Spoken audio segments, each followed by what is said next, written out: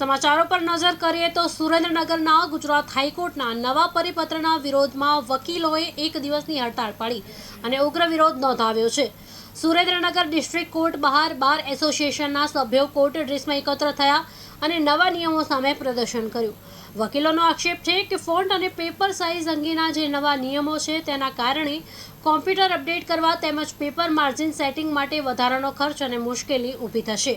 નવા પરિપત્રથી સિનિયર અને જુનિયર બંને વકીલોને મુશ્કેલી પડતી હોવાનો દાવો કરવામાં આવ્યો।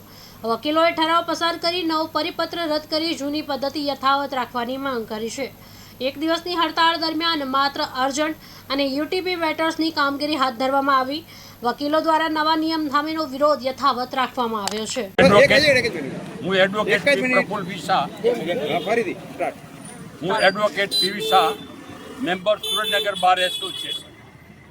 હાલમાં સરકાર તરફથી ગુજરાત હાઈકોર્ટ તરફથી પેપર અંગે જે કંઈ જાહેરાત કમ્પલસરી કરી છે તેનેથી ખરેખર અમે વકીલ મિત્રોને હેરાનગતિ સાથે અમે વકીલો જે વકીલો માટે કામ કરીએ છીએ તેઓને આર્થિક મુશ્કેલીઓ અને તેઓને ન્યાય મળવામાં વધુ વિલંબ થાય તેવું દરેક વસ્તુના વિચાર કરી અને અમલ કરવો જોઈએ।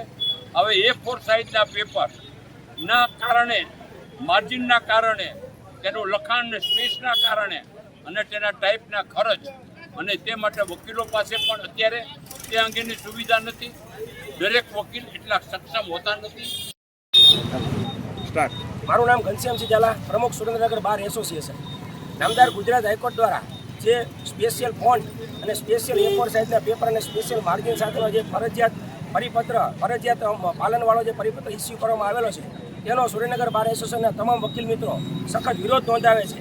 આમાં તમામ વકીલોની એવી માંગણી છે કે આ પરિપત્ર નામદાર ગુજરાત હાઈકોર્ટ દ્વારા રદ કરવામાં આવવો જોઈએ અને આ પરિપત્રની અંદર નામદાર હાઈકોર્ટે ફોન્ટ માર્ક બાબતે હાલમાં છૂટછાટ આપેલ છે તેવું જાણવા મળેલ છે, પરંતુ A4 સાઇઝના પેપરનું જ ફરજિયાતપણે અમલ અને જે માર્જિન જે સેટ કરવાનો જે નિયમ રાખ્યો છે કે જે 4 ઇંચ અને 2 ઇંચ